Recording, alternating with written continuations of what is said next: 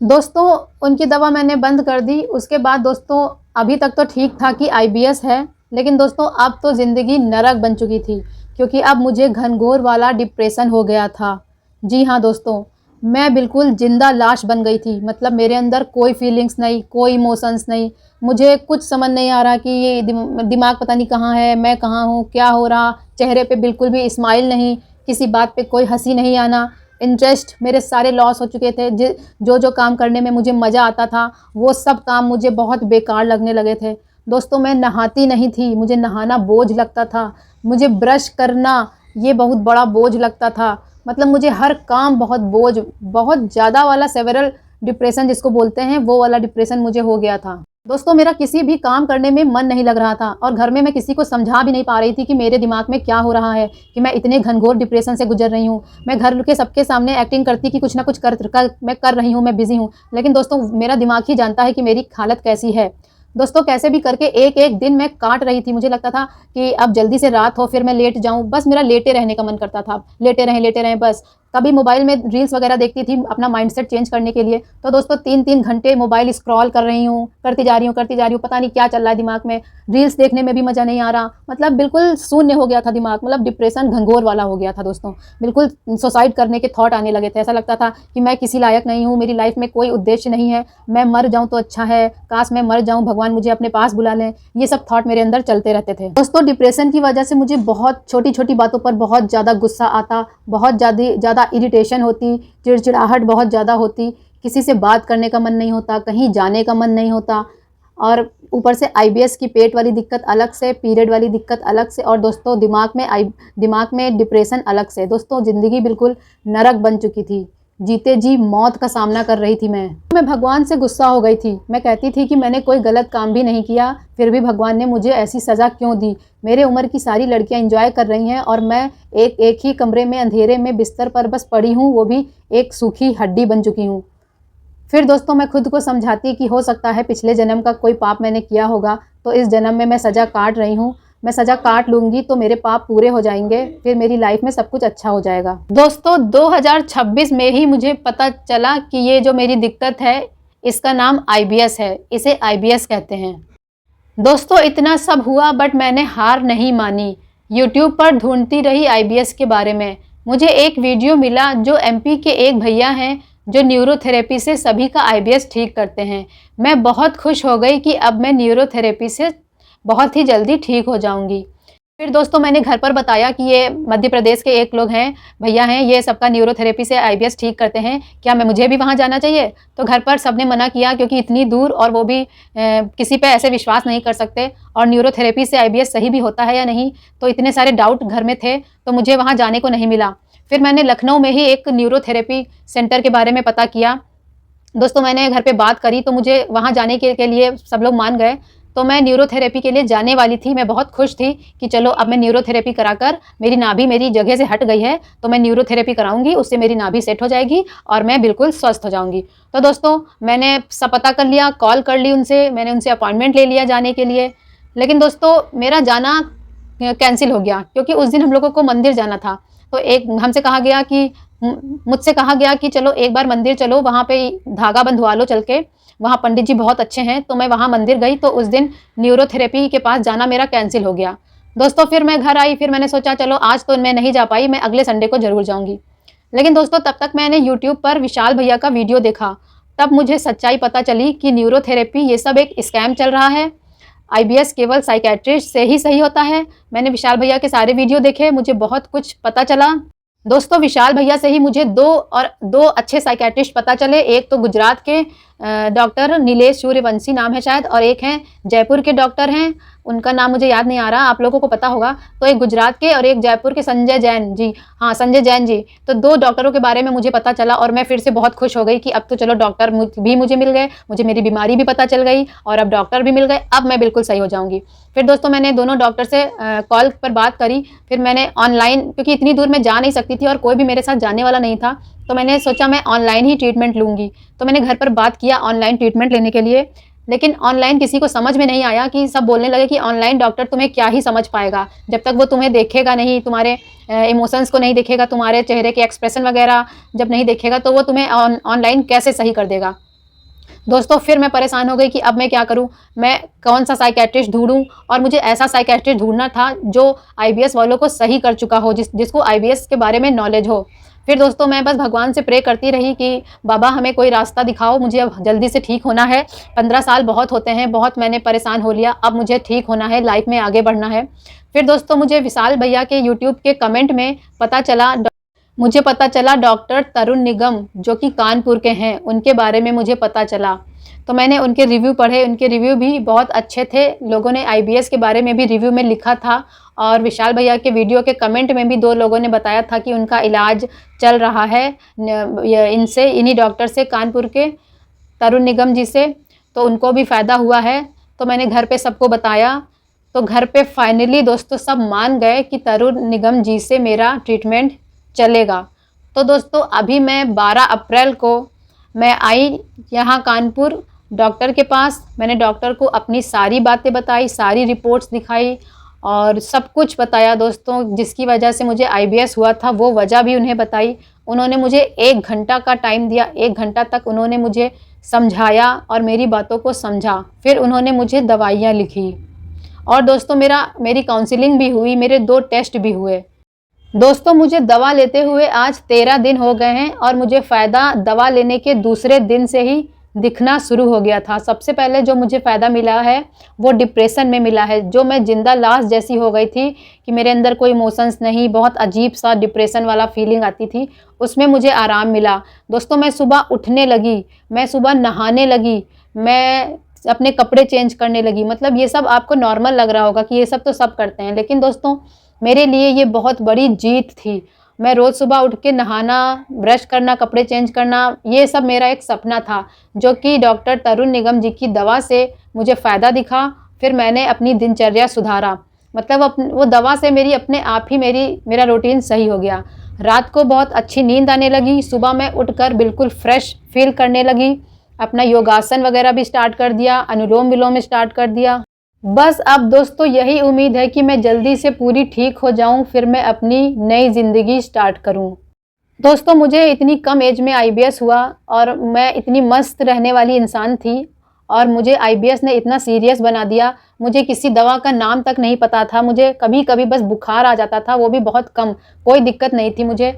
और आईबीएस ने मुझे इतने सारे सिम्टम्स दिए कि बॉडी में कोई सिम्टम्स ऐसा बचा नहीं जो मुझे ना हुआ हो। दोस्तों आईबीएस ने मुझे बहुत मैच्योर बना दिया, आईबीएस ने मुझे बहुत कुछ सिखाया। मैंने दुनिया देखी, मैंने लोगों को देखा, जाना, अपना पराया मुझे समझ आया, मतलब मुझे बहुत कुछ समझ आया। इसके लिए मैं दूसरा वीडियो बनाऊंगी कि आईबीएस से मैंने क्या क्या सीखा है।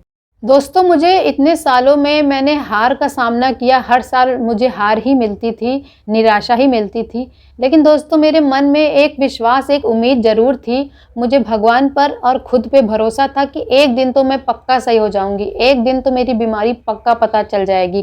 दोस्तों विश्वास में बहुत बड़ा मैजिक होता है। अगर हम मान लेते हैं कि सब कुछ ठीक होगा, चाहे हमें ये ना पता हो कि कैसे और कब, बस दिल से मान लें कि होगा ज़रूर, तो यूनिवर्स हमें वो ज़रूर देता है।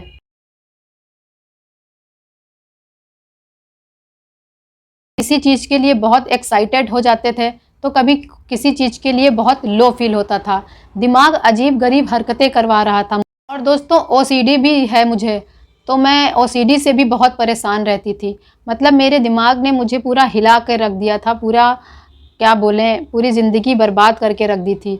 लेकिन दोस्तों मुझे इसी डिप्रेशन ने, इसी आईबीएस ने दोस्तों मुझे बहुत मजबूत बनाया है। दोस्तों आईबीएस और डिप्रेशन ने मुझे बहुत अंदर से मजबूत बना दिया है। अब मैं किसी चीज़ से नहीं डरती, मुझे लाइफ का हर दुख समझ में आता है। कोई भी किसी की भी प्रॉब्लम हो वो मुझे बहुत अच्छे से समझ आती है। और दोस्तों आईबीएस ने मुझे बहुत कुछ सिखाया है। दोस्तों मेरी पीठ और रिब्स, ये एरिया और इधर का एरिया, ये एरिया मेरा इतना ज़्यादा दर्द करता था। मैं कोई भी ऐसे हाथ से मैं कुछ भी काम कर रही हूँ तो मेरे यहाँ बहुत जल्दी दर्द होने लगता था। चाहे मैं खड़े होकर काम करूँ या बैठ कर काम करूँ, मैं काम ही नहीं कर पाती थी। मतलब जैसे थोड़े बर्तन मुझे धुलने हैं, थोड़े बर्तन धुलते ही मेरी पीठ में बहुत तेज़ दर्द होने लगता था। मुझे बर्तन छोड़कर, काम छोड़कर जाकर लेटना पड़ता था, इतना मेरी पीठ दर्द करती है। दोस्तों मैंने जितने भी अपने सारे सिम्टम्स बताए हैं, इसमें बहुत सारे सिम्टम्स मेरे रह गए होंगे, मुझे याद नहीं आ रहा होगा, कभी याद आएगा तो फिर बताऊंगी। दोस्तों मैं बस आप लोगों से इतना ही कहूँगी कि जीवन में कितनी भी मुश्किल आ जाए लेकिन हार नहीं मानना। हर रोज़ हारी हूँ बस एक दिन जीतने के लिए। अब मैं दोस्तों अपनी तरफ से पूरे एफ़र्ट्स दे रही हूँ सही होने के लिए। मेरा ट्रीटमेंट चालू हो गया है, 13 दिन हो गए हैं। मैं योगासन करती हूँ, प्राणायाम करती हूँ, अपनी डाइट पर ध्यान देती हूँ। अब मुझे हर हाल में सही होना ही है और मैं अनुलोम विलोम बहुत अच्छे से करती हूँ। अनुलोम विलोम करते समय मैं ऐसा फ़ील करती हूँ कि मेरे दिमाग की एक-एक स्ट्रेस, एक-एक नेगेटिविटी दूर हो रही है। इस तरह से दोस्तों मैं अनुलोम विलोम करके मुझे फ़ायदा भी दिख रहा है। दोस्तों मुझे पूरी उम्मीद है कि मैं बहुत जल्दी पूरी ठीक हो जाऊंगी। दोस्तों इतने सालों में जब मुझे आईबीएस के बारे में पता नहीं था तो मैं अलग अलग डॉक्टर के पास जाके मैंने कितनी सारी दवाइयाँ खाई है और ताकत की चीज़ें, विटामिन्स की टैबलेट, पता नहीं क्या क्या पाउडर, ये सब चीज़ें खाई है। इतने बड़े बड़े डिब्बे मेरे पास इकट्ठे हो गए थे। ये फ़ोटो में आप जो देख रहे हैं ये सब तो बहुत थोड़े हैं, इसके अलावा बहुत सारे मेरे पास पैकेट और डिब्बे और विटामिन के कैप्सूल, बहुत सारी चीज़ें इकट्ठा हो गई थी। और दोस्तों जब मेरी पॉटी गड़बड़ हो जाती, तब जब मैं पॉटी करके आती तो ऐसा लगता कि मेरी बॉडी से हीट निकल गई है, मुझे ठंडी लगने लगती, मतलब मुझे जाड़ा लगने लगता था। ऐसा लगता था कि मेरी बॉडी से हीट निकल गई है और मुझे जाड़ा लगने के साथ साथ बहुत वीकनेस लगने लगती थी, फिर मुझे तुरंत लेटना पड़ता था। दोस्तों मुझे पाइल्स की भी मतलब स्टार्टिंग हुई ही थी।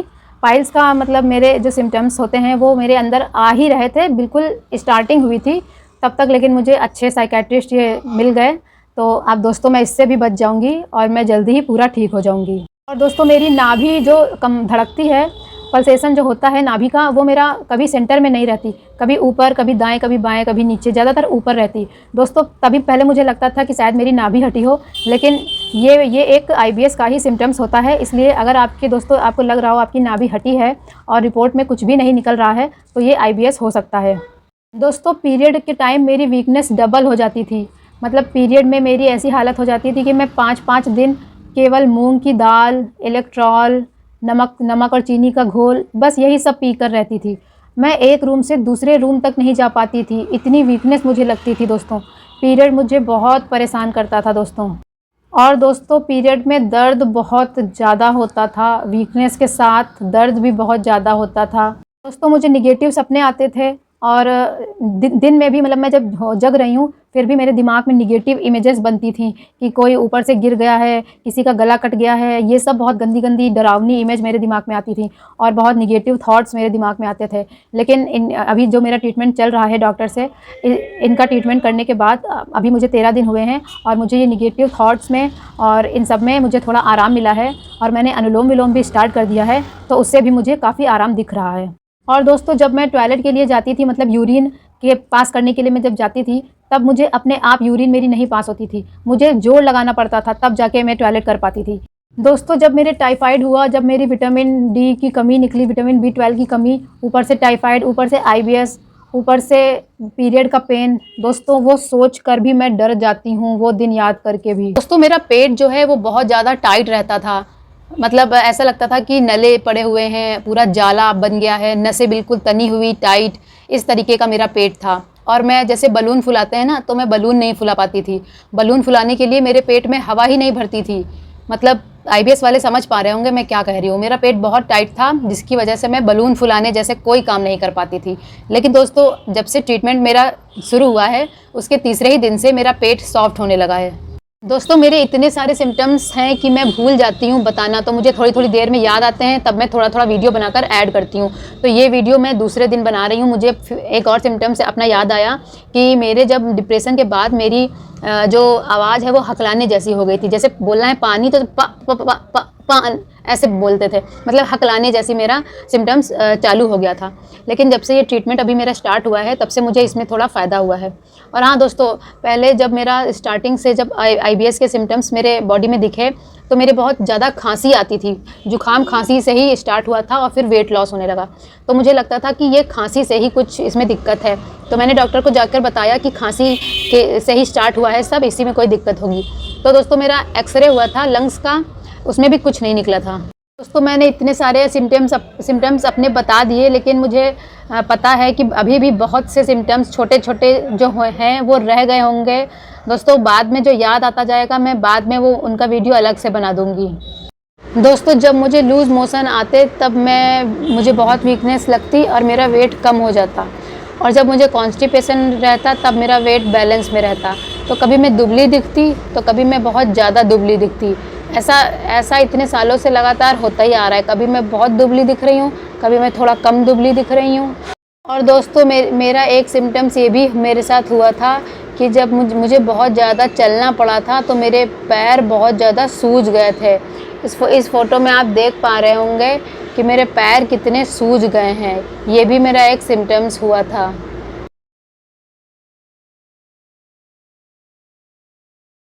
दोस्तों आज का वीडियो यहीं पर ख़त्म करती हूँ। मिलते हैं अगले वीडियो में, तब तक के लिए धन्यवाद। Stay positive, stay strong.